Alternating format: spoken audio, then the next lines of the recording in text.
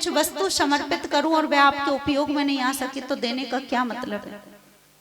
कितने लोग कितने चतुर होते हैं, बाजार जाएंगे और बाजार जाकर के 3 तरह के चावल खरीदते हैं। प्रेम से बोलो जय श्री कृष्ण।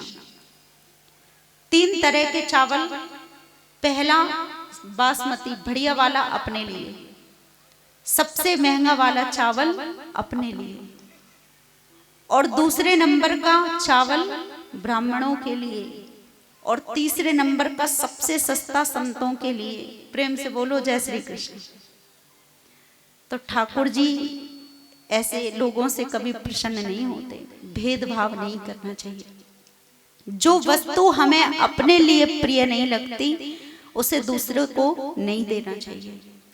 जैसा हम पाते हैं वैसा दूसरे को पवाओ, जैसा हम पहनते हैं वैसा दूसरे को दो। प्रेम से बोलो जय श्री कृष्ण। कुछ लोग बड़े चतुर होते हैं, बाजार जाते हैं और ऐसे वस्त्र खरीदेंगे, बोले हमारे यहाँ संत पधारे, सस्ता सा दे दो, जो सबसे सस्ता वस्त्र हो वो दे दो।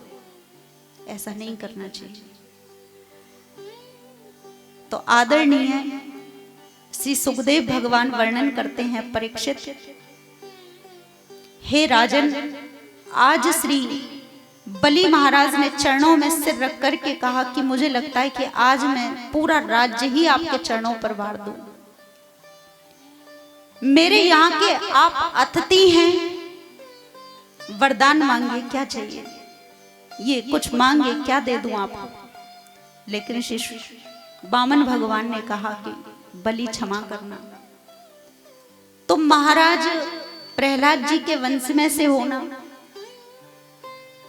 हाँ भगवान।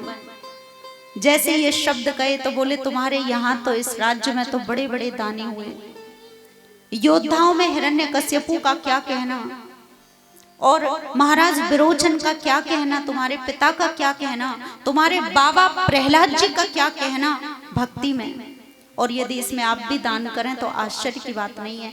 पर क्षमा करना महाराज, मैं तुम्हारी इस इच्छा को पूर्ण नहीं कर पाऊंगा। बलि महाराज कहते हैं कि प्रभु आप ऐसा नहीं कहें, मेरा नियम है कि मेरे द्वार पर जो भी आता है वो खाली हाथ नहीं जाता, इसलिए आपको कुछ ना कुछ तो लेना पड़ेगा। वामन भगवान ने कहा कि हमारे पास छाता भी है और हमारे पास खड़ाऊ भी हैं, कमंडलू भी है, जनेऊ भी है, माला भी है, साधु हैं, संत हैं कोई, तो उनको इन चीजों की आवश्यकता होती है। अब और ज्यादा क्या मांगना? क्योंकि शास्त्रों में ऐसा भी लिखा है कि बस उतना कमाओ जितनी आवश्यकता है। क्या लिखा है भागवत जी में? उतना कमाओ जितनी जीवन यापन हो सके, उससे ज्यादा कमाने वाले को चोर कहा है भागवत जी में। और आजकल तो बस पूछो ही मत, दिन भर लगे ही रहते हैं, पूरी रात पूरे दिन कमाने में लगे रहते हैं, न किसी कथा से मतलब, न किसी सत्संग से मतलब। धन्य हैं वो लोग जो माटी के खिलौने में लगे हैं, जो संग में नहीं जाना, उन व्यर्थ की चीजों में लगे हैं। जितना प्रेम हम मकान से, दुकान से, परिवार से, पत्नी से, बच्चों से, रिश्तेदारों से करते हैं, उससे थोड़ा भी यदि भगवान के लिए हो जाए तो निश्चित हमारा कल्याण है।